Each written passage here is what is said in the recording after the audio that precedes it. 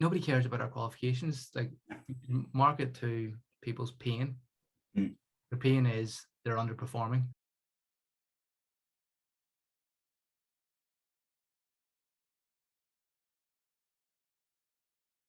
Recording has started. So Darren, the problem of regulation is something we've discussed already. From your perspective as somebody who's doing applied practice and also working in an academic institution, what are your thoughts? You're also a member of BPS CPD group, is that as well? I'm the CPD lead, so I'm sort of CPD. responsible for putting on continuing professional development events for the membership. Okay.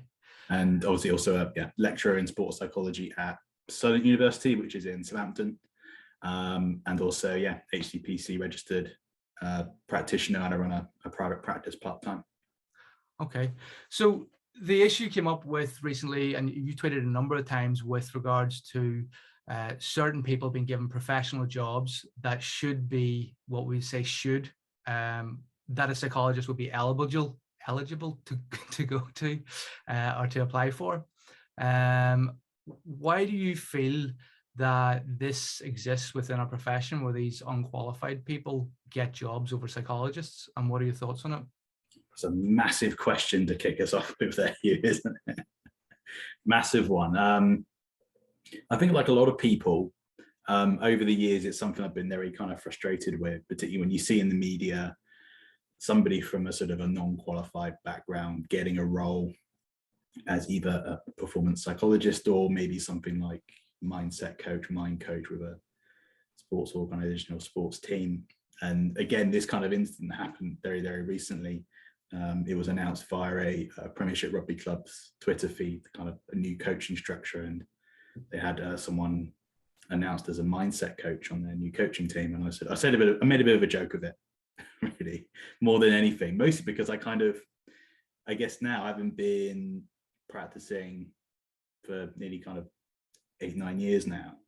I kind of see it as a bit of a joke.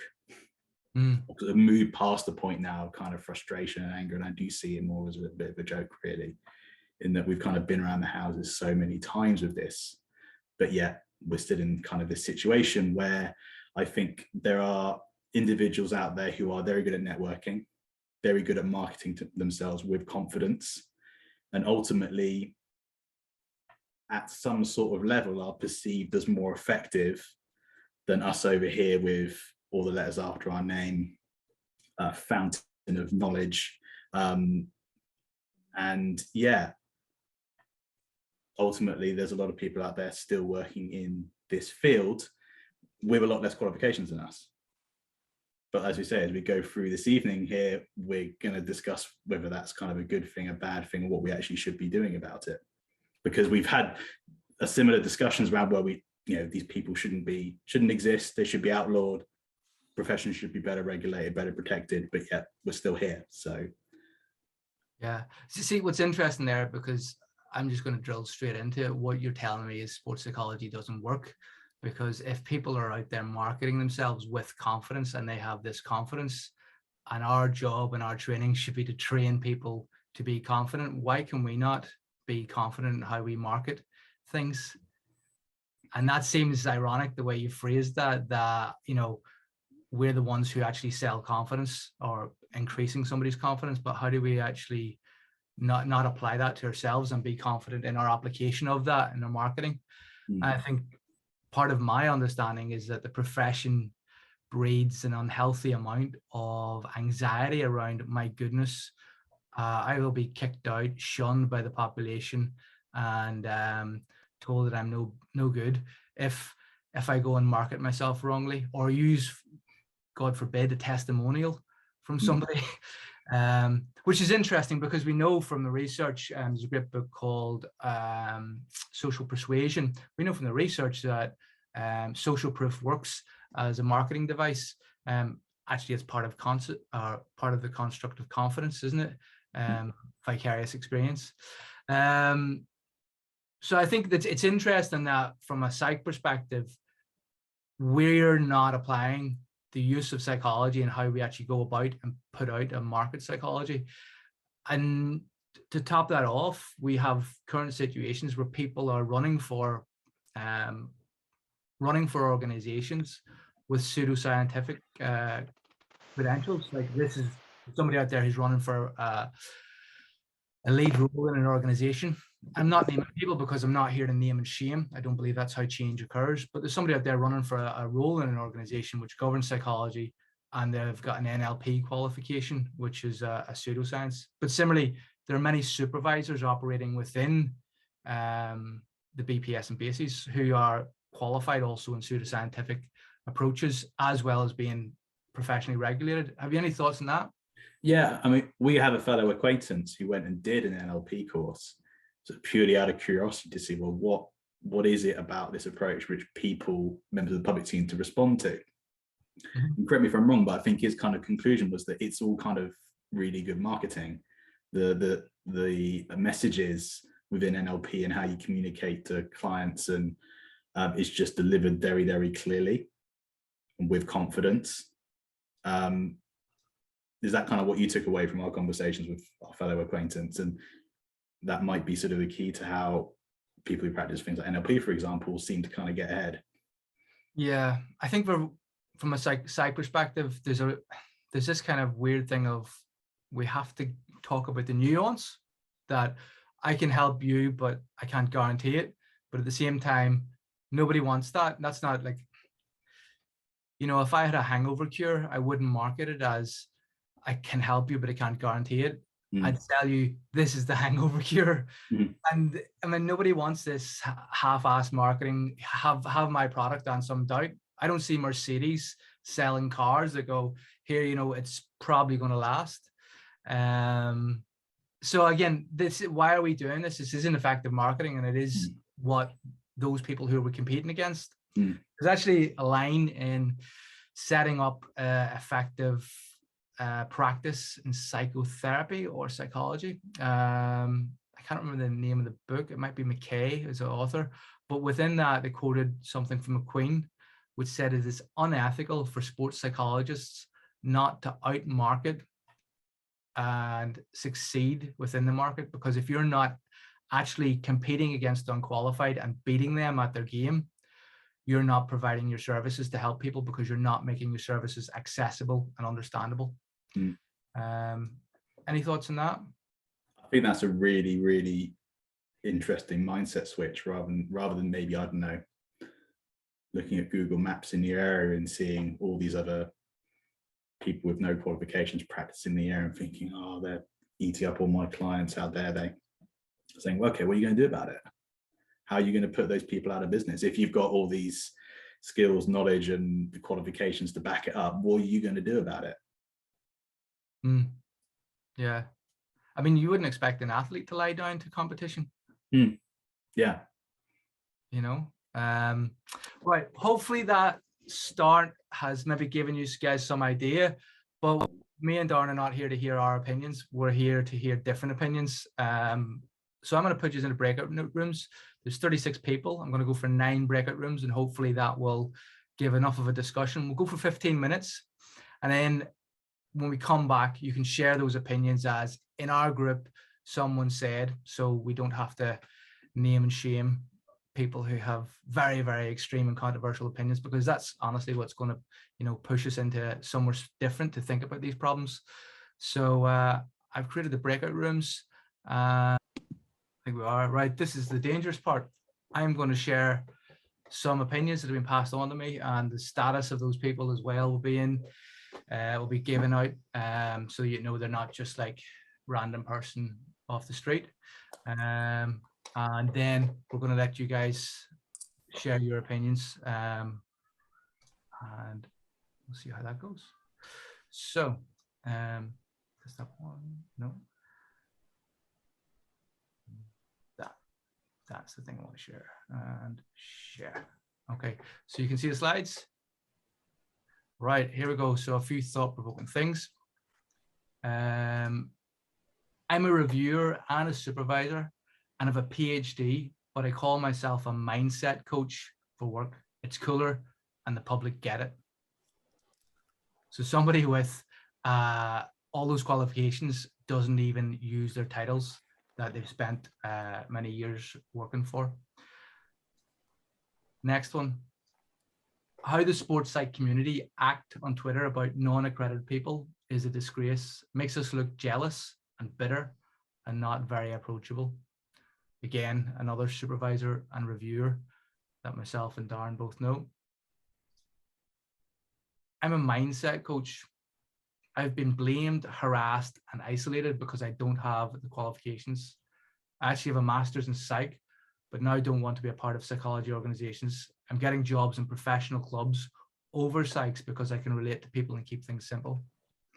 And I found I had more discussion with this person online after the initial sort of foray. And they talked about how essentially, as psychologists who are supposed to work with people and treat people well, this seems to be the only people psychologists don't treat well are these mindset coach people. And some of my experience has been working with clinical forensic psychs who work with people who've committed heinous and awful crimes of the worst nature, which I'm not going to go into. But all those criminals are treated with respect by the clinical forensic psychologists. But it seems to be we don't show that same respect to people who maybe aren't using aren't getting properly accredited or taking work that maybe they shouldn't be doing. I'm qualified as a psych, but I haven't bothered being a member of BPS, BACES, or the HCP since qualification. It's pointless. And that's a very successful applied practitioner who is earning well above what most psychologists earn in private practice. People moan about non-qualified people. Why is no one discussing the elephant in the room? English Institute of Sport, Performance Lifestyle are encroaching on areas they're not qualified for. Athlete transition and well-being is psychology, and now mental health is their domain. That's somebody who's had a very long career within the EIS UK sport high performance system who can't express that opinion publicly. By the way, none of these opinions are mine. I haven't just made up all that. So just, I'm not expressing any opinions today for a change. As a clinical psych, our profession felt under threat and devalued when IAPS came online, but over time it was clear it freed us up and we could support these people. Why can't sports psychologists not take a supervisory role for mental skills mindset coaches? So that's an interesting one for my clinical psych. They didn't put the spelling mistakes in there. I did because I'm dyslexic, so apologize about that. But that's an interesting one because maybe we could be something bigger than just actually sports psychs. We could be supervisors to these people who aren't qualified. So those are the opinions that have been shared that are somewhat different and aren't often heard. From here on in, the floor is open for anybody who would like to discuss what was said in their groups anonymously.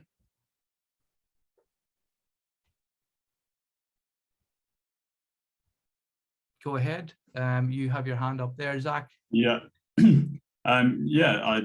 I thought we were more looking at ourselves, what is BACES and what are BPS offering and helping us create. I'm on the SEPAR pathway.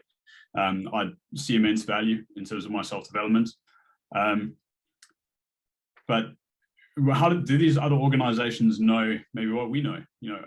Our BACES and the BPS getting involved in these organizations and actually showing, what difference does it make? Because at the end of the day, you can get this knowledge from books, from experience, from mentorship. That doesn't have to be on a pathway for that to happen. Like, yes, we have quality assurance through, these other practitioners that have been there, done that, and are still doing it. So maybe it's a more efficient way to do it and to guarantee that we're learning. But you don't have to go to university to learn, to gain knowledge. And I think we don't do a good enough job of showing why, or what we can offer that's different. When we look at a lot of organizations they're looking for psychological skills training. They're looking for mental coaches, looking for mental performance based skills. They're not necessarily really focused on the well-being side. And if they are, they might have a clinical psych involved, or they might have someone else that covers that, a mental health lead. There's a lot of player care kind of roles or lifestyle support, etc. And that mental skills, that we all learn how to do, say in our masters, and there's a large part of maybe that introduction to actually practicing. And we maybe, in my experience, we kind of move on from that quite quickly once we hit onto a pathway. Like, you're using psychological skills in a pure performance kind of environment, and as psychologists, we rarely ever operate in pure performance. So we do move past that, and that's the kind of thing that we could be selling. Like, this works, and it does work on a pure performance element. I believe that, and I see it happen. I work with a couple of clubs. I work with the rugby club, and yeah, it definitely works. I've seen the change happen and seen the progress that can happen with it, and that's really the quick fire. Like, this gains interest. And if I was ever going to sell my business, and I actually was calling myself a mental performance coach before, and now I'm calling myself a trainee psychologist, and but people want the mental performance side. So there's like, are we undercutting ourselves with titles? So there's a few of those points that were addressed in those the comments that came through there, and I couldn't agree more. Like, you don't need to say I'm a BPS accredited, or I'm on this pathway, to necessarily abide by stringent ethics or whatever it is. If we're selling ourselves based on quality assurance alone, that's not good enough. Yeah, sorry, I could ramble on a lot, but no, you're fine. It sounds like some of the times when we talk about titles and saying, like, because there was an email sent around saying that people shouldn't be calling themselves performance psychologists, and it sounds nearly as if the organizations are like school teachers saying, look, you've written your name with too much glitter there. We need to go easy in the glitter because other people have earned more glitter than you. But I mean, it's one of the interesting things. Like, I wouldn't hire a trainee because, I wouldn't hire a trainee doctor if I had a medical issue. That's not a sellable feature. Somebody came to me and said, I'm a medical student. I'd probably hire them more so than a trainee doctor. Like, there's something different about that because they're studying and underway. And I suppose that's a status that words bring to titles. Thank you very much for your contribution, Zach. Darren, have you? Yeah. Really, really interesting observations there, Zach, around. I think there is this perception as we kind of progress through our training pathways that sort of there are certain voices who seem to kind of tell us to look down on mental skills coaching, as if it's sort of like, okay, you've learned how to do mental skills coaching, but now you've got to take it to the next level because we can do so much more and should be doing so much more, and so on and so forth. But what if the club or organization or the individual really wants some mental skills coaching? And it's the idea of, I think a lot of sports psychologists are very, very poor at helping clients with the individual organizations at their point of need. If someone approaches them and says, can you help me with this? Rather than saying, yes, let's work on that. It's okay, hang on, let me get my intake protocol out. Let me do a thorough case formulation before we make any steps towards that. And I think, clubs and organizations who I think have employed mental skills coaches in the past instead of psychologists, they've done that because they want a mental skills coach. They don't want a psychologist who's going to work at an organizational level or do all these great things working systemically within the organization. They want someone who can work on the ground as a mental skills coach who has a coaching background. That's what it is that they want. I think psychologists, we should be able to do that, but I think we need to do it better because I think we're very quickly sort of like ushered on from our mental skills training work very early on in our career. We're told very early sort of like, okay, learn a bit about this now, but right, forget all that now. You need to be using like, hardcore therapies and things like that, when actually, there's a place for doing mental skills coaching and doing it really well. I think, there's definitely a place for doing anything very well, but you have to sell. You have to actually sell the product. And I hate to say this, you're not a sports psychologist if you're not making a salary as an applied sports psychologist, would be my opinion.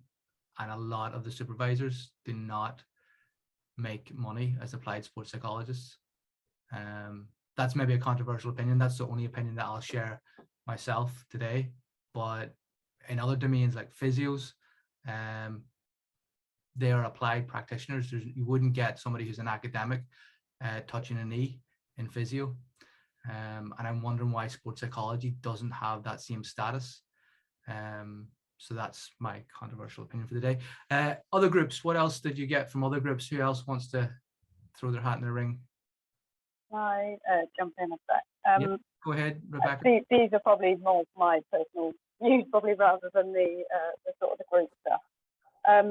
The mental skills element was a really interesting one, and I can picture sitting at numerous conference events and CPD stuff where we were just seeing there was a lot about systemic stuff, the cultural stuff, and it was massively belittling the mental skills stuff, and it's always a case of you feel like you've got sort of 2 or 3 years in and you have to forget about all that and move on. And I suppose I sort of I've gone a little bit full circle. I've come back and done a lot more of the mental skills stuff again now, because I do a lot of work with younger athletes and youth sport organisations. Mental skills approaches are really important in those spaces, whilst also looking at the culture and the systemic stuff. But I think we do need to look at ourselves in terms of what we are selling at our conference events and CPD events. And I understand that professions change and keep moving forward, but yeah, I think sort of the reflection around as a discipline, and we're coming across maybe a little bit jealous of other people and those types of things. And I completely agree. I hadn't actually thought about it like that, but actually I think if we go back and look through some of those Twitter feeds, we haven't done ourselves any good whatsoever in terms of sports psychology and what it looks like.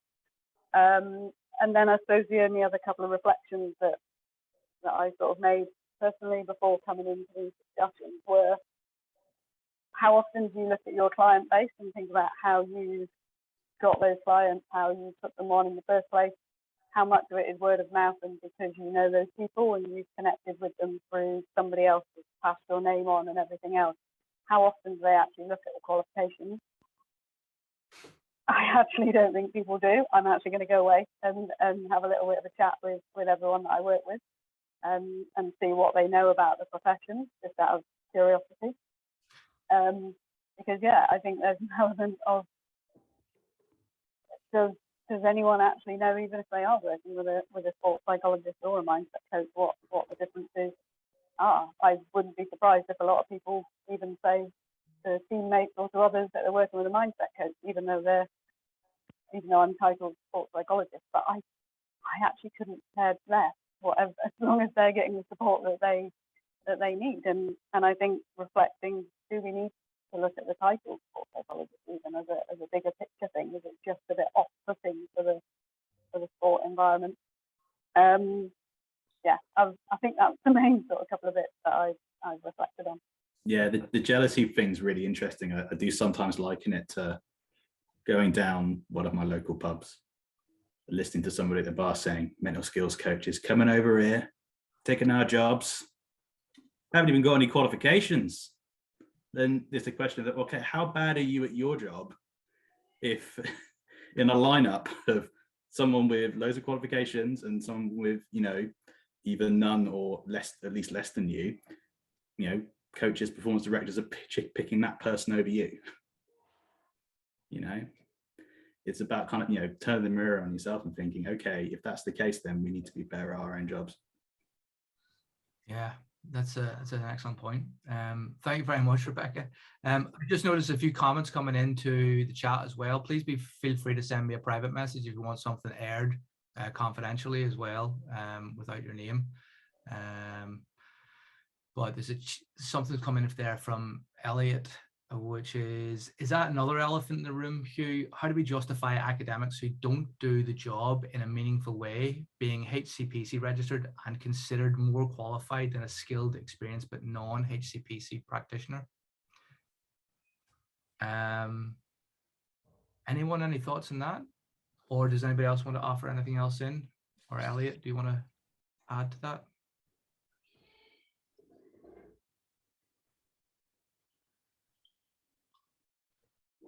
There's Zoe Black as her hand up. Go ahead, Zoe. Hi there. I suppose it's not to add to that, although I think that is an interesting point. And I suppose in terms of CPD, should there be some checks that people who do become HCPC registered are maintaining applied practice? Is that important?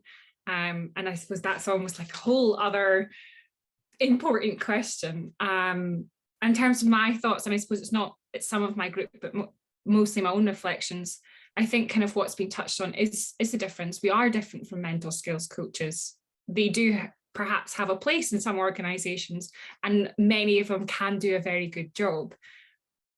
In my opinion, it's kind of our responsibility as sports psychologists to demonstrate that we're more than that. You know, some of us have training in counselling, some of us have training in other aspects. We have the health and well-being, the holistic approach to it, and we can work systemically, we can work one-to-one doing mental skills. We're more than a mental skills coach. Perhaps it's, of my opinion, that it's my responsibility to educate the clients that I work with that I do more than mental skills. What is sports psychology? To think about the marketing aspect. Is it that we need to rebrand sports psychology? In our group, we spoke about it. It's just the title is not being as sexy as a mindset coach. And maybe that is our role, to do that in an ethical way, to show that we are more than just a mindset coach.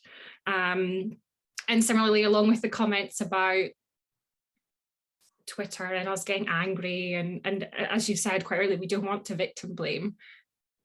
This is something I've reflected on quite a lot. And how do we create change with clients? We don't expect it to happen overnight. It's a process, and we make change through actions, not by shouting the loudest. You know, the louder we shout, the less people will probably listen. Whereas in my own practice, I'm trying to demonstrate that I can do more than the mental skills coach, who I'm also working alongside, rather than, you know, shutting the door. That's just my 50 pence on it. People might think otherwise. That excellent point, Zoe. It reminds me of the idea of these cowboy builder shows. And, you know, if there was a cowboy psychologist show where, you know, this psychologist came in and did a bad job and, you know, it was all uncovered, that would be interesting viewing. But we don't see builders complaining on Twitter. The only thing builders say is, see when that falls down, give me a call, I'll put it up properly.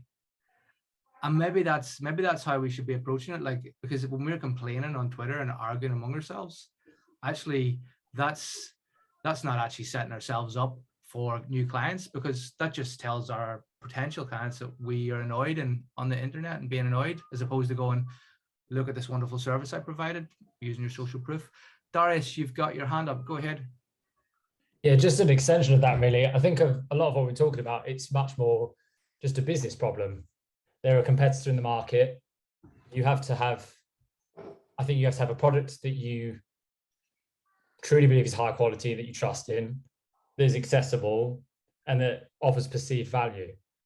And if you can do that, you can test, and you don't have to worry about these things, which is why you get those statements saying like, well, I don't care to be HSPC registered. It doesn't add value to my service, and it's not, you know, it doesn't make my business run any better. So I think when we look at these problems, we have to be like, well, how do I was saying to the group that we were in, we have a psychology hat, which is much more building our product and being ethical and doing the things we want to do to help improve the lives.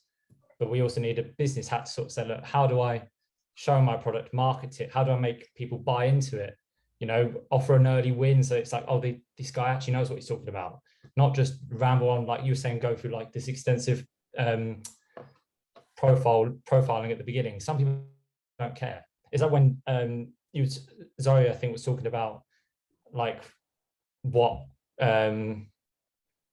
qualifications do you have? I don't think people care.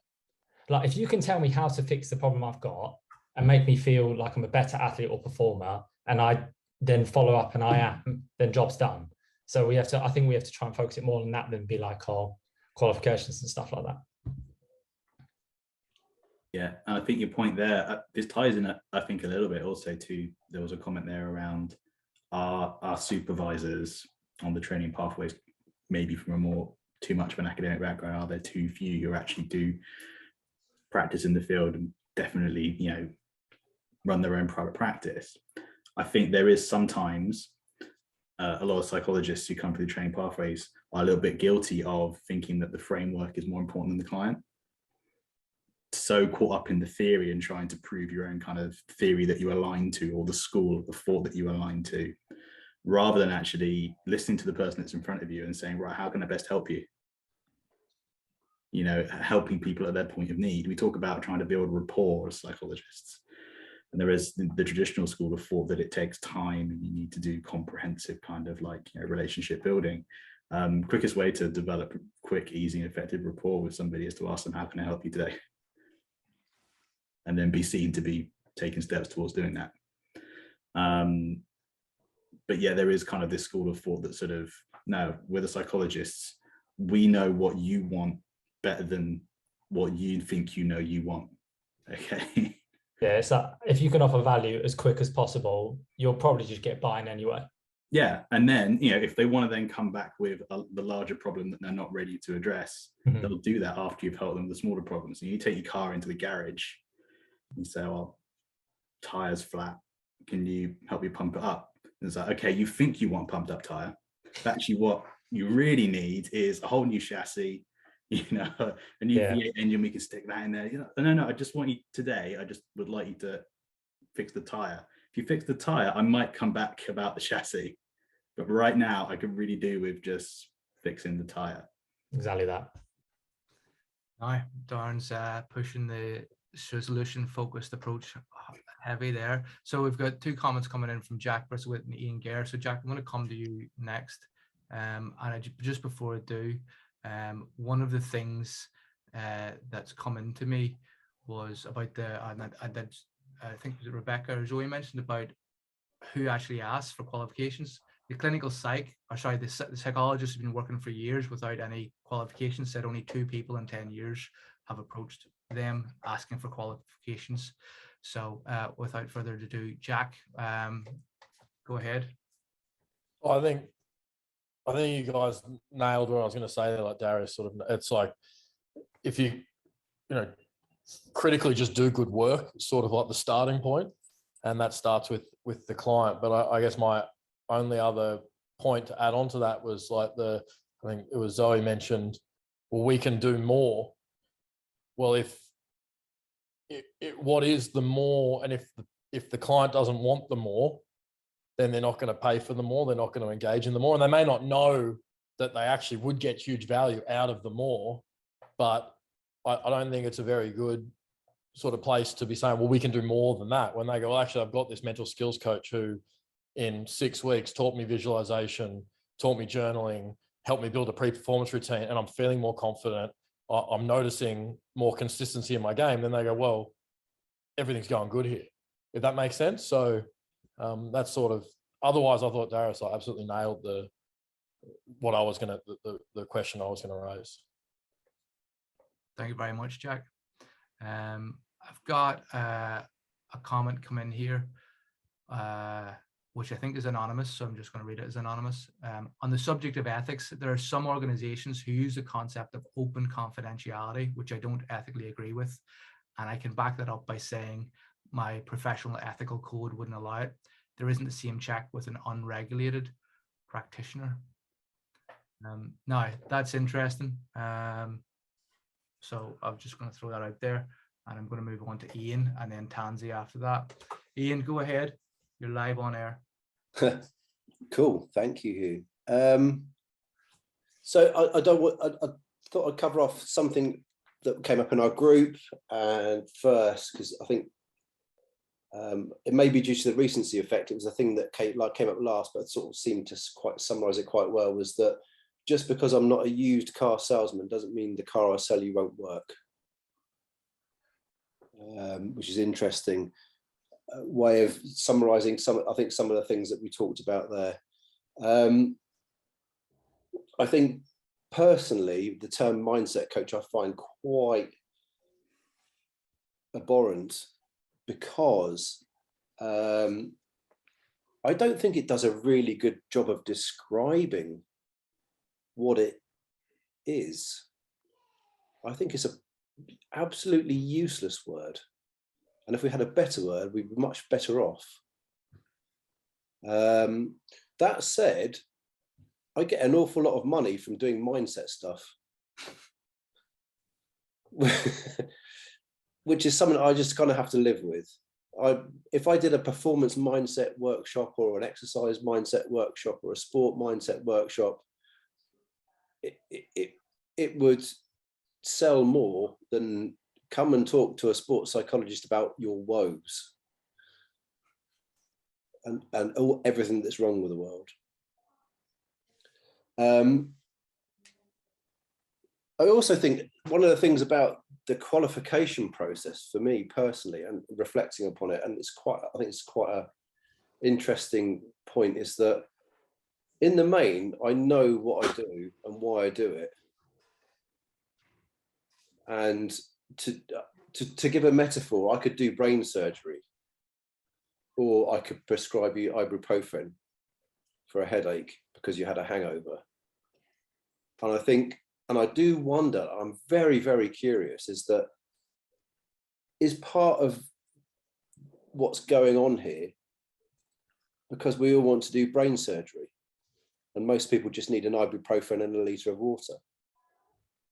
And we just don't see that. And I think also, I don't really care what I call myself anymore. I had a message this week, which I want to read out, someone off the back of a competition, which says, I just wanted to drop a quick message to say thank you very much for everything you've done for me, Ian. Today has been such a positive and beneficial experience for me. All the chats and time you have spent helping me build my resilience is definitely responsible for part of that. And I'm wanted to let you know that I'm hugely grateful for everything you have done. I don't care what I call myself. That's why I do the job. No, it's interesting because you brought up about what do we call ourselves and also what do we sell, the packaging of it. And I think this is one of the things that we see if we look at the companies. Again, I'm not here to name and shame or point things out, but look at the biggest sort of organizations, and what do? They're packaging up a product and they're telling you what they do, and they'll sell you a product. And that's whether it's a sports psych or clinical psych, they're making psychology into a product. And I have actually come to the conclusion that my qualifications are not as important as my brand name and my actual name, because it's that reputation that's going to get me my next job, that's going to get somebody coming to me.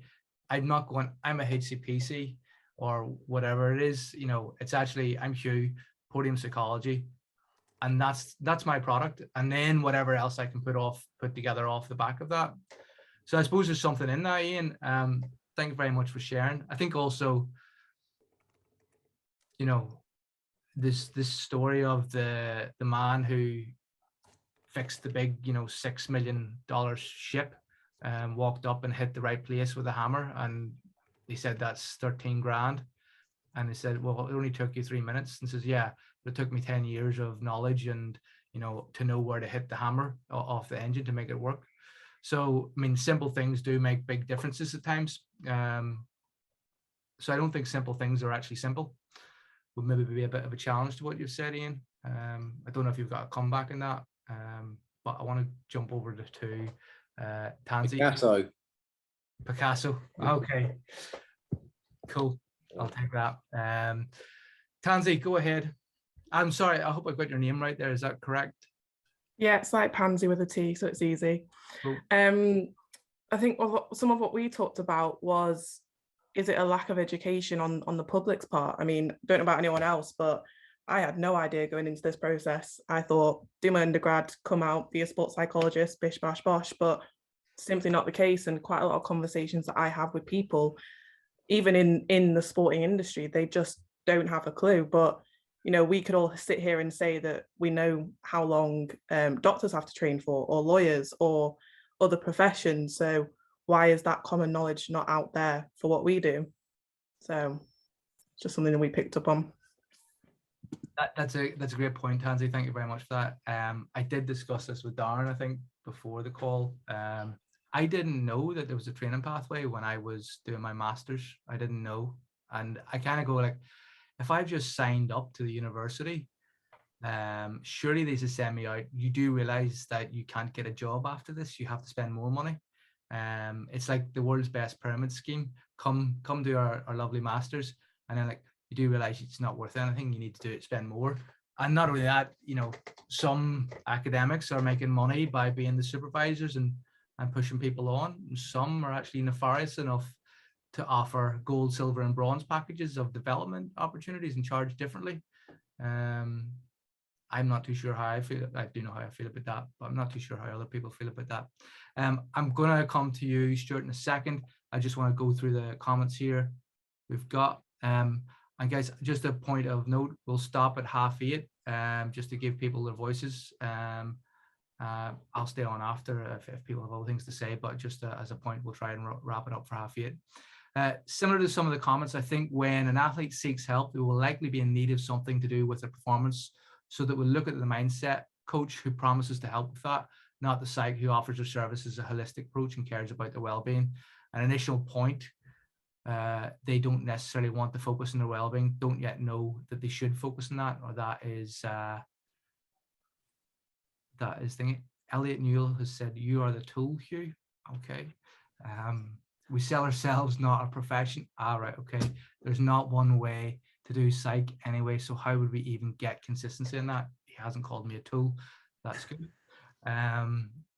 Stuart, go ahead. You've got your hand up. Just I just think kind of in relation to what Tansy was saying before is that, we're being pushed along a training pathway, and as you said, like going into masters, you were either aware of it or not, but that's BPS, BASES, and those guys that are saying to be a registered sports psychologist, this is what you need to do, and that the public, we were agreeing that the public really aren't aware of that at all. So psychologists, sports psychologists in training, they don't have a clue. Performance psychologist, anyone can call themselves a performance psychologist. We know that, but the general public don't know that. So, we're paying lots of fees to be parts of organizations, whether it's BPS, BASES, and the registration pathways, yet, we're the ones that are having to deal with the difficulties on the ground, as it were, and that why aren't the organizations sort of saying, well, actually, to be a sports psychologist, that you have to, these are very trained people. What are they offering us? And I'll give you an example. Now, forgive me, I can't remember the profession, but say, for example, it was occupational therapists. They actually walked away from HCPC because they decided that it wasn't doing anything for them. So, you still did I think you came out with your master's in occupational therapist or whatever. Now, forgive me, I might be wrong, but there is a profession like that they just turned around and said, we don't need to be registered with you because you don't offer us anything. And lastly, the last point and it touches what you were saying, is that, we do all of this training, spending thousands of pounds, and then we come out of it, and for 2 years we have to have the tag in training. And who wants to go to a trainee? But ethically and legally, I have to put that on all my paperwork and all that sort of stuff. But a mindset coach or a performance psychologist doesn't have to stay there in training. And if it comes to marketing and the business that Darius was sort of saying, am I going to go to somebody that's in training or somebody that's actually got let's call it the full title? Great points, Stuart. For point of disclosure, I was hired by the EIS as a sports psych halfway through my BASES supervised experience before the current process. I'm just part of the sports psychology team, etc., providing sports psychology support. One of the things I thought about their hiring process was they've hired somebody who isn't qualified, and they can then shape, but similarly, is cheap because they're a trainee, they're essentially not qualified, and that's something that's prevalent, that and it's a point that's made by numerous people, is that the organization hires the lowest qualified psychs to work with the highest qualified athletes. Surely that's a misnomer, and there's a budget string being pulled there of sports want somebody who's really good to do a job, but they don't want to pay the price. Where am I going with that? I was then told to change my name after the BPS sent out a letter to organizations to performance psychologists, because that wasn't breaching any conduct. And I've used that term because, you know, it sounds, again, much cooler than sport and exercise psychologist. So yeah, that's just something to add on to that. Darren, any thoughts on that before I read out this comment in the... Yeah, I find it very curious that, you know, we've got certain sectors of the sector saying we need, you know, pushing, you know, protection of titles and regulation of titles, yet the EIS, who actually say supposedly support the best athletes in the country, they have their practitioner psychologists call themselves performance psychologists. It's quite ironic, really. Yeah. But again, I was an anomaly. I don't think I'll be let in again. Yeah, so that was because of the old BASIS accreditation. Now, just to highlight my view in this, Maya Angelou has a famous quote: people won't remember, and this is from Muhammad, people won't remember what you said or what you did, but how you made them feel, something like that. It feels like perhaps others, mindset coaches, leave better impressions through either the confidence they convey or the interpersonal skills. These are massive parts of the intervention process too, that we know from the research. I think as psychs who care deeply about ethics and doing things the right way and getting the right calls, we have to focus more on these interpersonal skills to leave those lasting impressions. Good point, Mohammed. Do you want to add to that? Hello, yes, sure. Sorry, 1 second, let me just put this here. Yeah, so obviously my route into kind of psych is a little bit different. Obviously I'm not in England at the moment, and I've tried to get qualifications through the BPS, which they couldn't let me do for their own reasons. And I care very much about ethics and stuff like that as well. But being in this part of the world, I've seen a lot of mental trainers, I've seen a lot of people being sports psychs, all sorts, honestly, all sorts. And it's just always a case of like, we know we can vibe and click with someone when we meet with them, when we talk to them, and we can see how they speak and how they move. You know, even when we look at leaders that maybe we like, political leaders or whoever, there's something about what we see from them that makes us trust and like that person. And a lot of the time when we are doing our work as sports psychs, that comes down to interpersonal skills. How we talk, are we umming and ahhing? Are we swift and confident? Are we fidgety? And that's where MI and solution focus is so important as well, because we're creating probably different feelings in the therapeutic context than if you weren't using those kind of modalities. So I feel like we need to have much more awareness early on from bachelors, from masters, to really focus on this, because this makes a lot more sense to focus on than just theory and techniques and stuff like that. And I think Darren mentioned this as well, like, oh, we're trying to be in our little corners and this model versus this model. And obviously I'm a big supporter of RECBT, but that's not the only way to work. And it's probably more important to have better interpersonal skills than it is to use RECBT. And that will always be true because we're dealing with people. So other mental skills coaches or mind coaches, etc., you know, they seem just to have better interpersonal skills. They're leaving lasting impressions a little bit better. And some of the most qualified people that I've ever met had thinking interpersonal skills, you know, just the sad reality. And that's what creates trust. That's what creates credibility. And if you're going to hire someone, you've got to think like that as well. Like people coming into your office, what kind of things you want to see from them. Like the person you mentioned as well, Hugh, being asked 2 times in 10 years for qualifications. It seems like the only people who care about the qualifications are sports psychs. Nobody else cares about ACPC registrations. It's just like, how long can I make my Twitter name? Like, with all of the alphabet on there. We just need to spend much more time building up world-class interpersonal skills, because that's how the other guys are getting their jobs. And credit to them, they're doing a great job at that. So we just need to be better at that. And then when we're super good at our jobs and we start talking about HCPC, we start talking about stage 2, base and all that, maybe people will listen to us a little bit more. Maybe we need to get more respect from within the sporting context delivering excellence. Like I think Darius mentioned this. I'm so sorry if I got this wrong. I think Darius mentioned this, and I think kind of Zach mentioned this as well. Let's just be better at our jobs. Let's just find out what they're doing well. Let's do it as good as them or better than them. Then when we start to come in with the ethics and the morals and doing it in the right way, maybe people take us more seriously. So sorry, a little bit long-winded, but I think that's the whole thing I want to say. Not at all, as well we're saying. Go ahead, Darren. Yeah, it tries to something I'm finding recently. I get a lot of whether it be undergraduate students or master's students, sometimes even sort of like, you know, A-level students sort of saying, oh, do you do placements in sports psychology? Where are the work experience placements in sports psychology? And I just tell them, pick a sport. If you already play one already, great. Do a coaching qualification and do coaching. You'd be surprised how many students, whether they be pre-university or university, respond as, oh, I don't have a coaching qualification. I've never done any coaching. And you talk about kind of the interpersonal skills there being super, super important. I honestly think that the way you develop those skills is by actually doing coaching, as in sports coaching.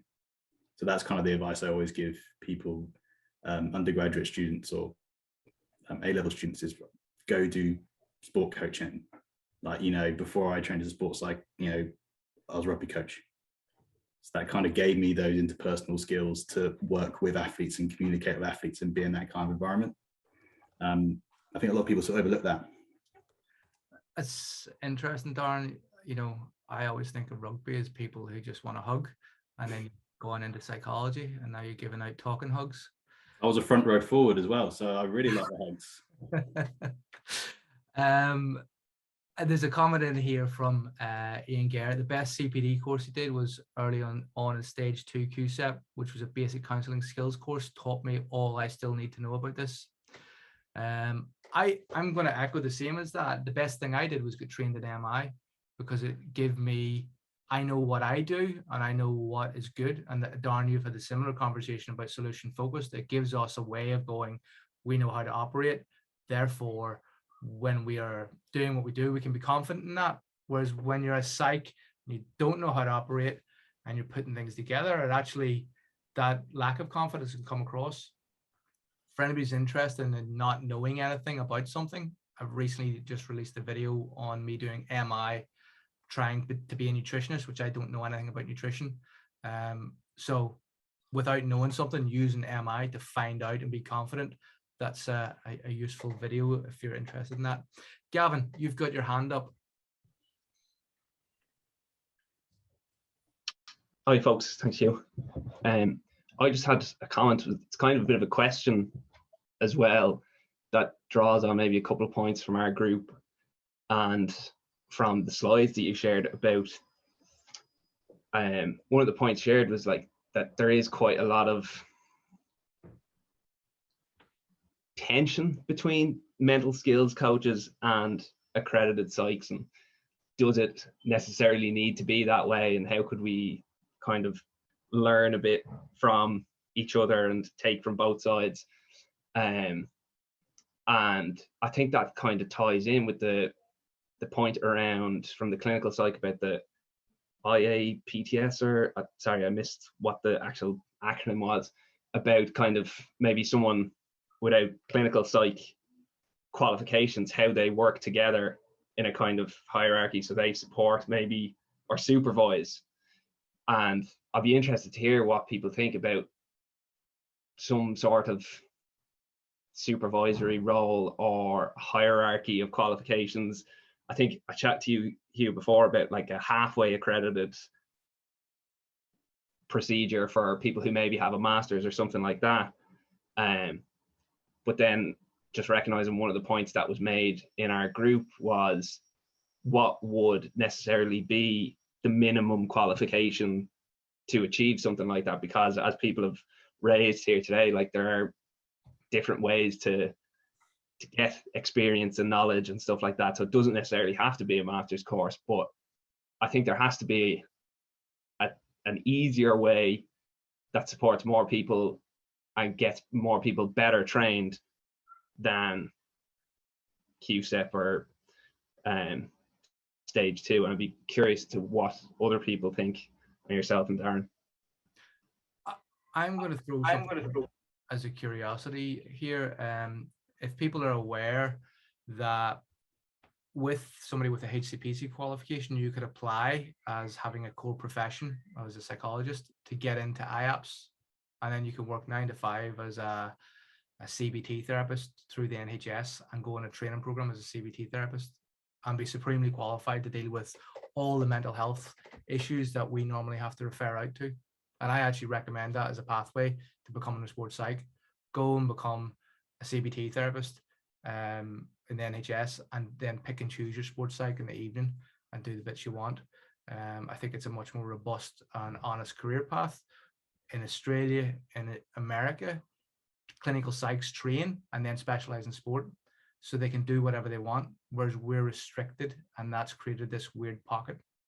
The other thing that's interesting about this is clinical psychology has now released within Scotland and England CAP posts, CAP, which is clinical associate psychologist, which is somebody who's gone through a master's and then goes out and delivers therapy within a remit, within a specific population that they're trained in.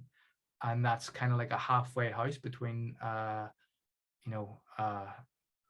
assistant psych, which is essentially could be anything in the role, to actually somebody who's qualified to work effectively under supervision from a clinical psych. So I do think there could be something like that created for sports psychologists. But yeah, go ahead. Anybody in the room got an opinion on that? I do here. Who have we got? Hi. Mark. Hi, Mark. Hello. I think it's easier said than done. I'm an assistant psychologist in a clinical environment, and there are many people who try and go into those roles.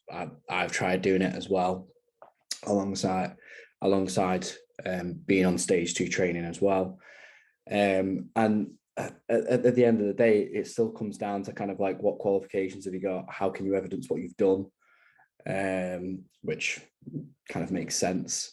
But yeah, and I've been kind of one of these people who've tried to live this kind of like dual pathway for quite a couple of years now.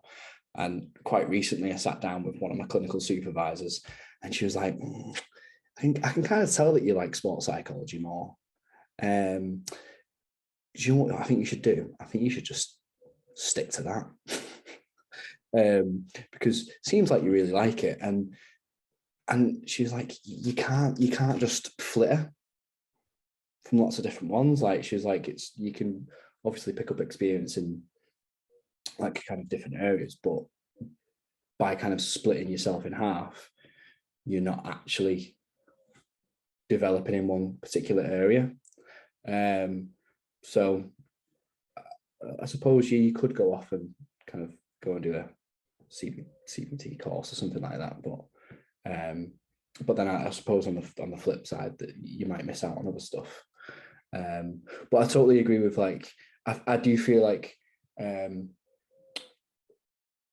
I do feel like sports psychology, or like on the governing bodies around that, like the BPS and the HCPC, they maybe they could do more around kind of supporting these things. Like, there are no internships, there's no assistant psychologists, there's no associate schemes. But yeah, I suppose there are people out there that kind of have created their own pathways that would probably relate similar to those things as well, which, in a way, I suppose then when we're talking about marketing skills before, that can be helpful for somebody as well. But that's it. Thank you very much, Mark. I do agree. I don't think what I'm talking about is easy. I suppose my experience of sports psych, though, hasn't been easy either. In terms of training pathway, job security, and all that, getting made redundant every 4 years with elite funding and then rehired.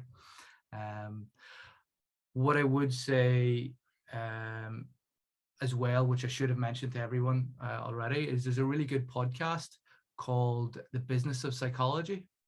And it's actually a clinical psych talking about setting up as a private psychologist, and how she goes about, you know, marketing and all the problems she comes across. And it's very eye-opening. Myself and Darren have both listened to it and talked about it. Darren, have you any views on that? The podcast. Yeah.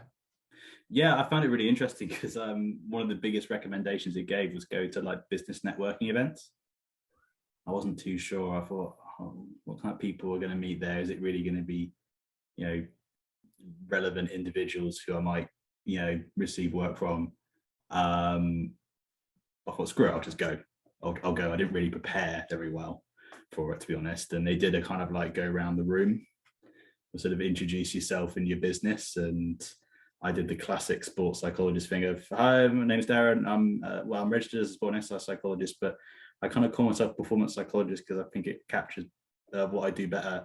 And I help sort of sports people, but I also help, you know, I do some stuff in schools, and I help also with some people recovering from injuries. That's me, bye.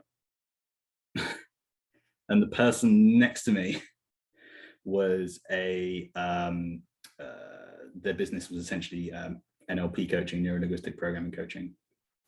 And they just succinctly introduced their backgrounds. I think they had a past as a professional dancer. So this is my background. This is what I do and how I do it and how I help you. Boom, done. In, out, job done. And everyone around the room's going, oh, yeah. And I'm feeling like an absolute mug.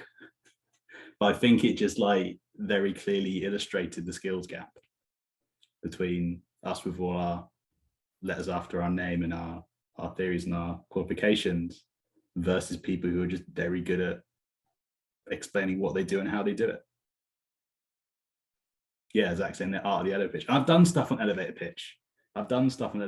Before, but not to that extent where I just had to sort of pull one out of nowhere unexpectedly. It's all very rehearsed, whereas these people, it's just like second nature, that kind of elevator pitch. Wise words there. I see a comment in from Ian Gare. We make ourselves sound like the just man. Is the just man happier than the unjust man? What is justice? See Plato's Republic. I actually have that book, but I struggle with reading. But I will look at it, Ian. Yeah, I think there is something in about how we perceive ourselves to be right, and therefore I think should work out for us. And I don't think that's how the world works. Guys, we're coming up to 8:30. By no means let me stop anybody if they've got stuff to say. But before maybe people might want to head off, does anybody else have anything else to say, or a summary, or any closing comments? I'm going to hang out and just, if anybody wants to chat and still explore stuff, that's fine. Yeah, I'll just kind of a last thing from me would just be that I'm really glad to see everyone talking about what we can do better rather than having a moan. That's why we have competition with underqualified people. I'm sure everyone's thinking that too, that's just a really good sign amongst our group. So, you know, great to be part of a conversation on what can we do better. It's really what I was looking for, and thank you. I really appreciate this. Learned a lot. Thank you for contributing, Zach. I mean, what you've brought and what everyone's brought has made this, and what everyone has actually submitted to me anonymously as well has made this. And Darren, thanks for your contributions as well. Now, Darren, I'm going to hand over for you for any closing remarks. I've crossed my fingers, which means I did have something to say. It's probably spurned by something that Zach had just said, but it's gone. No, all I'd say is just thank you for everybody's contributions this evening. Also, a big thank you to Hugh as well for leading on this event and putting in all the hard work and letting me sit here and waffle my thoughts. You're welcome. I've just got one message coming in here, which is thanks to everyone for sharing these reflections. I suppose the final question is not only what can we all do individually, but what also collectively. And then the other comment is, I've just finished my stage 2 training. I've been assistant psych, find both clinical and sports psychology as a specialism. It can be done. It has made me a better practitioner. as I have been able to use my niche of sport and exercise treatment in the CAMS pathway in a hospital. I don't particularly agree with the point they're two different entities, as there are massive crossovers. It's allowed me to understand and work with the mental health needs of an athlete, which are so overlooked by mental skills coaches and can disrupt the process in helping the athlete become the best they can. Hugh, could you please share the podcast name again? Yes, the podcast is called The Business of Psychology. Okay, guys, thank you very much. I've enjoyed this. And that the point I was going to make is most of the training process for me has been arriving at events to CPD and creating a bond by bitching and moaning about why things are crap. I see some people here smiling about how much I probably moan to them, if not all of you at times, about the situation, and also moaned on Twitter. But I think for me, that's not actually helping anybody, and it's actually time to start promoting and not moaning what we do. One of the things I've done is I've said to myself, I don't hit a keyboard unless it makes me money. So if I'm on Twitter arguing with somebody about arguing with Darren about why solution focused isn't as good as MI, that's not making me money. So I think that's how we need to promote sports psychology. Is if we're talking about it, it should be related to some sort of marketing strategy and not just random events. Which is probably what this actual talk has been. Guys, thanks very much. Yeah, that's that.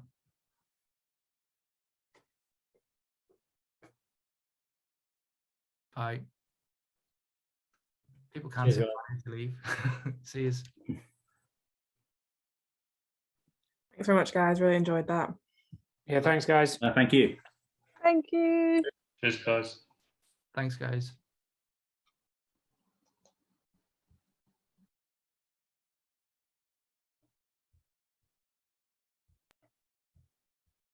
Thanks, Hugh. You're welcome. We'll just let you know, I'll probably do your third MI one. And is it November? It's still you're thinking? The dates are on the thingy, so it's September, October, November is the third date. So the dates should be on the website if you click the book link, but I'll drop you an email. Cool. I'll try not to be in Canada this time, so I'll. No stress. But, cool. Do you guys? I mean, I'm kind of, and this is a personal thing, so forgive me for kind of getting out there. You know, obviously in that kind of first year of trainee thing, and it's I'm spending the money and basically trying to do as many little courses and things like that as possible, just to kind of get the arrows in the quiver, as it were. And there's definitely benefits to doing all of that. I think each one I do, I kind of think to myself, oh, that's going to be really useful for this client, or you know, that type of thing. You know, obviously Hugh and I, we worked with the MI. Is there any, you know, that you've done and you would thoroughly recommend, you know, going forward? NLP.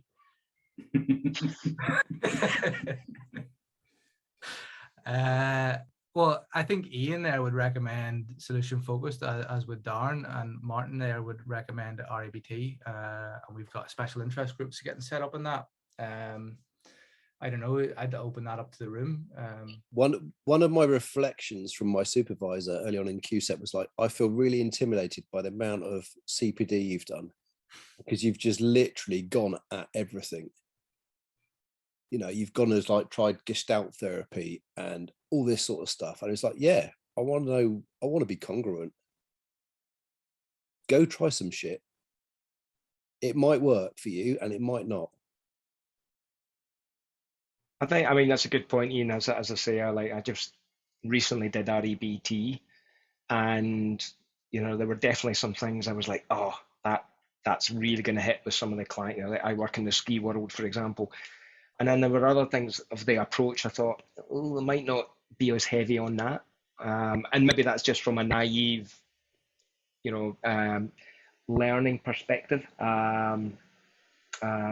Like going forward, I think I'm going to do, I'm trying to compassion focused therapy, for example. That's just because it's an interest of mine.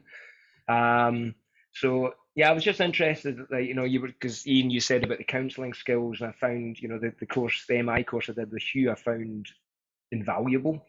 in terms of what we're doing. And I think it's one of these things is that having just come out of the training pathway, coming out of Loughborough and stuff like this, they don't really give you that ammunition. They kind of just say, oh, we recommend you do some stuff, but there should almost be some key courses that they say, guys, I know there's a broad range of these, but at a minimum, I would recommend these types of courses, because at least it's going to give you some tools to go out with. I come from a heavy coaching background, so I feel much, much easier, I think, talking to people, even from a therapeutic sort of standpoint. But I was bullshitting until I did the MI stuff. And now I know I've got a structured means and way of speaking to people, and drawing information about behavior change from them. But nobody really, that was me kind of looking, what should I do? What should I do? What should I do? And I think the university should maybe look at that and say, listen, guys, in your first year, I would recommend try and get a budget for these types of courses. So, full disclosure, I went all in on REBT with the Albert Ellis Institute. I went all in on solution focus with Brief in London. I went all in on MI with Hugh. And that means for the solution focus stuff, that's a year. Albert Ellis is, if you're lucky and the courses arrive at the right time, 6 months. MI, how long would that take us to do the MI stuff, all the courses for you? It was 6 days across 3 months, plus then supervision bits in between. Yeah. And now I'm also on a year-long hypnotherapy course with the Ericksonian Institute, because learning never stops. The thing that the counselling skills taught me was how to shut my mouth. Okay, and make someone feel like they were listened to. And that's number one. And that goes across pretty much most, I would say, therapeutic modalities. Whether you're working in MI, solution focused, Gestalt, REBT, CBT, any of them, the person in front of you needs to feel listened to. And that's what I got from that basic counselling skills course. I don't know if that's useful to you. No, absolutely right. I think, yeah, you're absolutely right, Ian. And I think that, that's, as I say, the benefit of the coaching I did before was, that was a big part of that as well, is that, and it's interesting, Hugh, that, MI, hits on that as well, isn't it? With the fixing, that wanting to, the writing reflex, sorry, that, we want to step in and and that's been a big learner for me. Like even, in my early work with clients now, is that, it has been such a impactful part of it, because you get that silence and then suddenly you get a little gem, that you weren't going to get. I'd also really like to echo what Darren said, because Darren's down there on my screen, was about the coaching stuff. And I still, on a weekly basis, coach people if I can in a sport.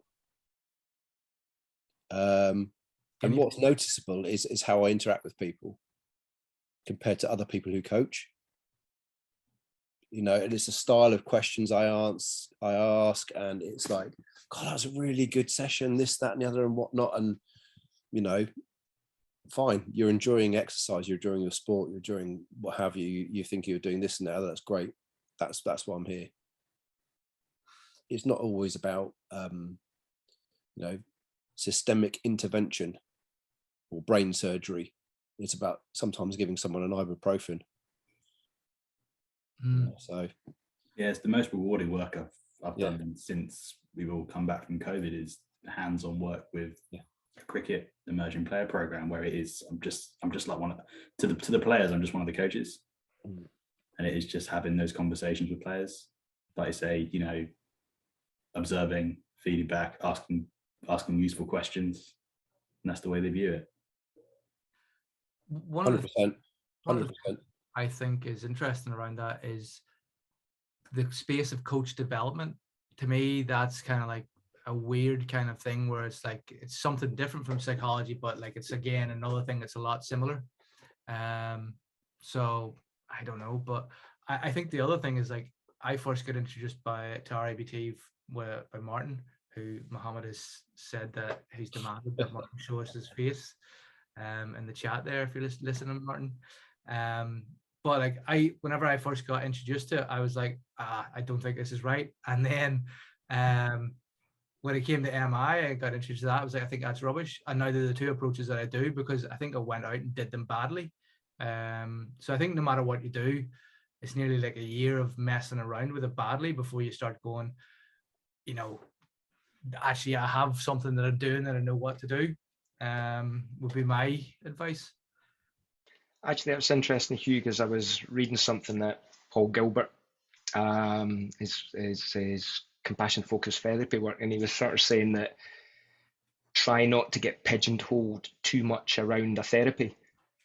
And he said use that broadness to be able to kind of work in many kind of things. Is that, you know, depression in terms of the fields that he works in comes from a myriad of different things, psychosocial and, or, you know, whatever, biopsychosocial, that sort of that. And he was sort of saying is that therefore if you get pigeonholed in just kind of one therapeutic processes, that you may not be able to deliver the thing that they actually need, or the thing that might be most beneficial for them. So I was kind of, and the reason that kind of sprung into my head is that, you know, on the BPS pathway, one of the kind of things that we're pushed into a little bit is finding our philosophical approach.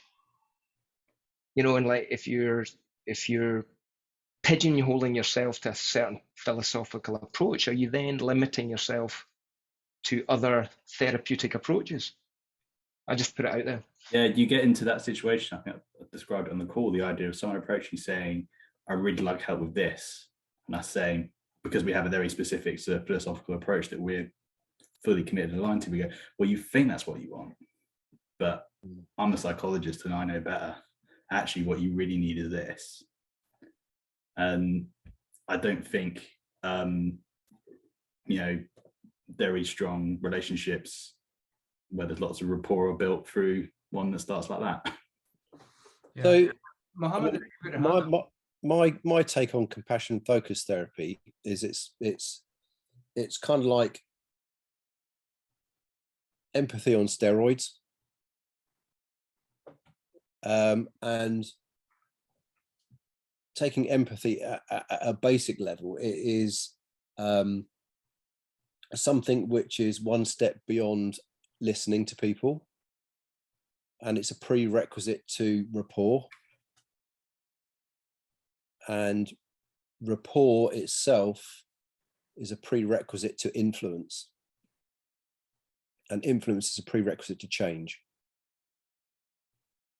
So I would encourage you to go and follow compassion focused therapy, and reflect upon it and what that means to you in the broader spectrum of things. I only have this opinion because the thing I specialized in my research was rapport, and its precursor to, as a precursor to behavior change. And that kind of crosses different therapeutic modalities, whether you're saying like, you know, more formally CBT or RBT. You know, we're quite glib about saying, oh, we did this study and we generated rapport, or we didn't generate rapport, and no one ever actually says what they think rapport is, which I found particularly irksome. Speaking of rapport, I am waiting to see what Mohammed's got to say. So do it. I got such a weird, because I had my hand up and then I unmuted and I muted again. Then it said, I got a notification that says the host wants you to unmute, and I was like, oh, okay. Direct order from the big boss Hugh. Yeah, so a lot of what everybody's saying is resonating with me, and I just want to say hello to my supervisor and good friend Martin. Martin, good to have you here. The most handsome of us all. Martin, your sideburns look extra long. What's going on, man? This is 2022. It's all on, man. It's all on. Martin does what he wants. No, so yeah, I'm loving the conversation, and kind of what Ian said is a similar thing what I did as well. Is just try everything, because you learn more about what you like and what you don't like. And obviously Martin's heavily influenced me. I don't think that's a big secret. Martin did a workshop with us when we were doing our MSc 2014 or something, REBT workshop. Felt like I learned the nature of the universe in that. It was just like, oh, all of the answers here. And I was hooked. Then I did the REBT training with Windy Dryden and Richard Bennett. And it was amazing. And I can remember the amount of confidence I had practicing it. And the results came like that. But then after a while, obviously you speak to one person, 2 person, 3 person, 4 person. Eventually something's not going to click. You might meet a client doesn't believe they can change their thoughts and beliefs. They just don't think that they've got the ability. So good luck with your CBT, because it's not going to work. And that was a very humbling experience, thinking, shit, we kind of need to integrate, not because of what we're doing is wrong or we don't believe in it. No, we do have that, but people are different. They're very different. Like me, I'm British, but my parents are African. I'm totally different to, say, Hugh or Martin or yourself. So I need a different modality. But when we use things like MI and SFBT, those are the common factors where we have empathy, we have rapport building, but we're not trying to push agendas. We're making people feel good. Like, and I've discussed this with Martin as well before. Like, if you look at first wave behavioral principles, right? Conditioning, stimulus response. Think of that in the therapeutic setting, in the performance setting, is how does the client feel talking to me and seeing my face? What kind of response am I giving them? Obviously saying that we're the stimuli or whatever. So we keep that in mind, then kind of the modalities and whatever will come into play. Some people are really introspective, they want to learn more about themselves. Okay, fine, we'll use a more of a problem focused approach for you. Someone else refuses to acknowledge their problems, they hate it. Talking about their problems might be traumatizing for them, obviously, because we're not that well versed in trauma in sports psych. But we know from the trauma literature, talking about what your trauma is traumatizing. So maybe they need a solution focused approach, where they need to just think about good futures, get a good shift in the conversation, feeling a little bit more of a boost, and then that's it. So we've got to be able to integrate, but unless you try them out, you're not going to know what feels comfortable for you. And I went through a whole cycle of super confident, no confidence, and then just gradually building it back up. ACT as well is great. I don't rely on all of it. I don't believe with the whole thesis of ACT, because humans, we all change all of the time. We do change our thoughts and beliefs, and we do have some level of control over them. And I don't like this feeling of powerlessness that things are just going to come in and whatever. Because our thoughts and beliefs do change, like I'm 30 now, I'm totally different to how I was at 20 years old. And I respond to the same situation totally differently as well. And there's a lot of mental training that went into that. But can I take bits from that? Yes. Diffusion is a super powerful technique in the right place at the right time. So just building up the consultancy hours, trying a little bit of everything really, really helps. And for me as well, same like Hugh, MI, RECBT works wonders. That's what I primarily use at the moment. If I feel I'm getting stuck with rational emotive cognitive behavior therapy, I will look at other modalities and I'll just sit with the client and say, look, we're kind of making a bit of progress. We're not really making progress in these areas. What do you think? Collaborate with them, then you'll find a better way to move forward. And you normally have a good outcome from that. 9 times out of 10. 9 times out of 10. So yeah, just try everything. Also, and the last thing before I tie this off with, I'm a bit spongy in the sense that if I watch loads of debates, which I've got into a habit of doing recently, my level of argumentativeness will peak a little bit, because my wife will tell me like, oh, you're very snappy today. And I was like, no, I'm not. But because I've been watching debates, I'll literally be doing that. But then when I watch like people who are super calm and relaxed, there's a YouTube channel called Therapy in a Nutshell.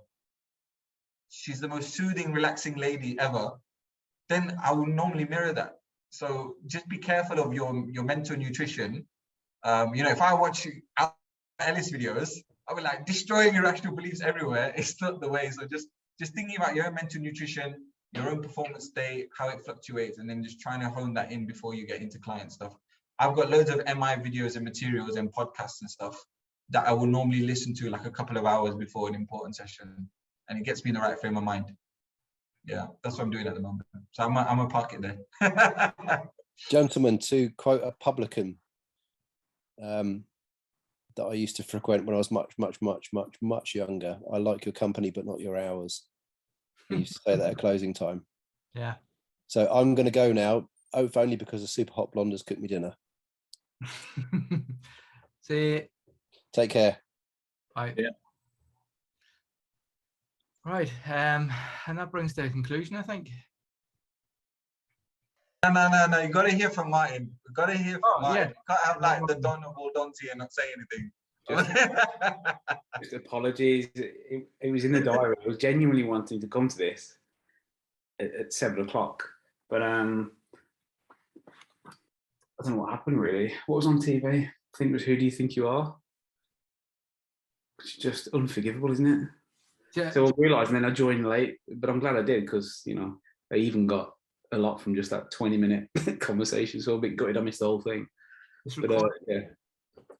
It's recorded. I was just gonna. Brilliant. I was just gonna ask one final because I know Darren, Martin, you're both working at universities and stuff. Is that?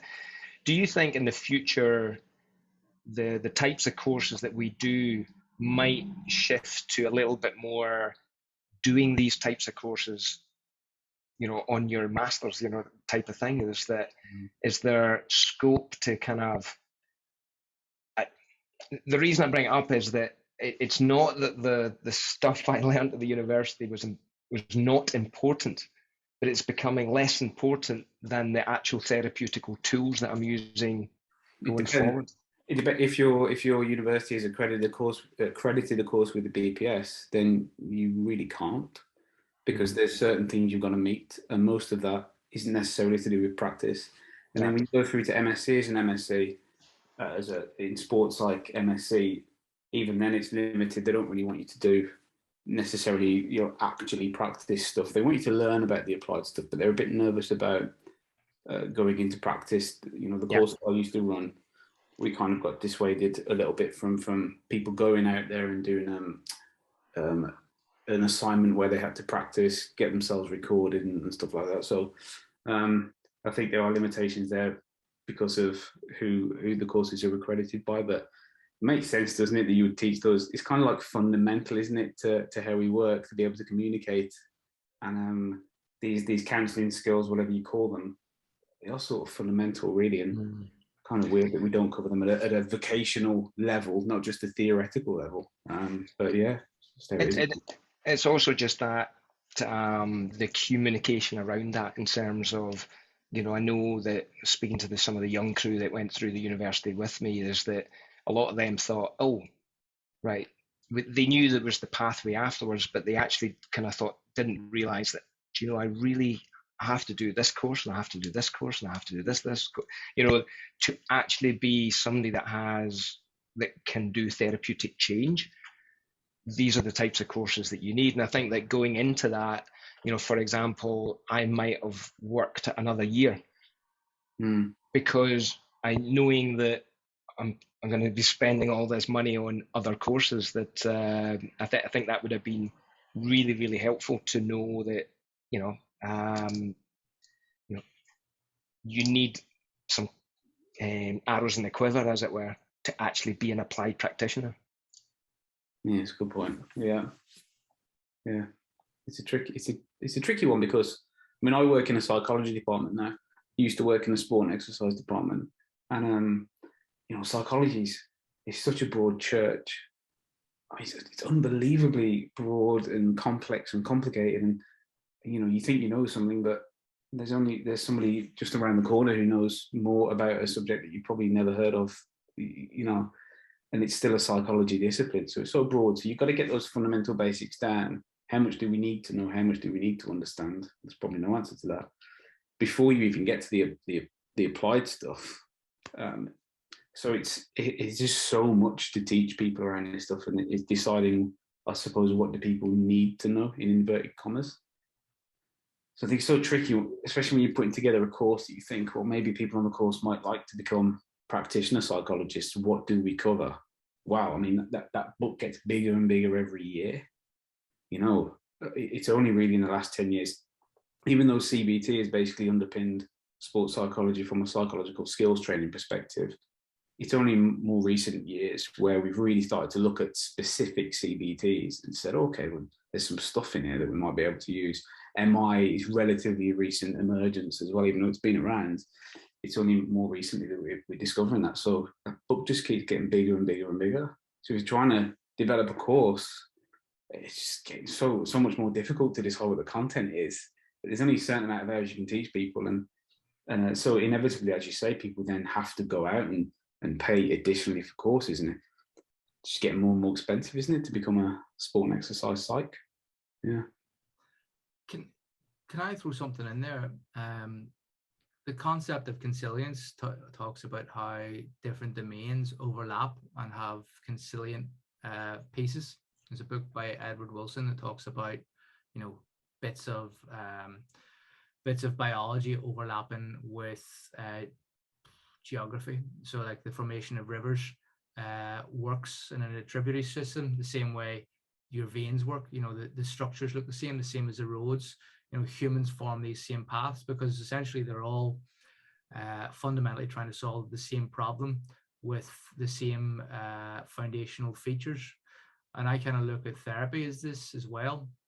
But I believe once, and this is the worst thing because you always read stuff that's really interesting and never make a note of it.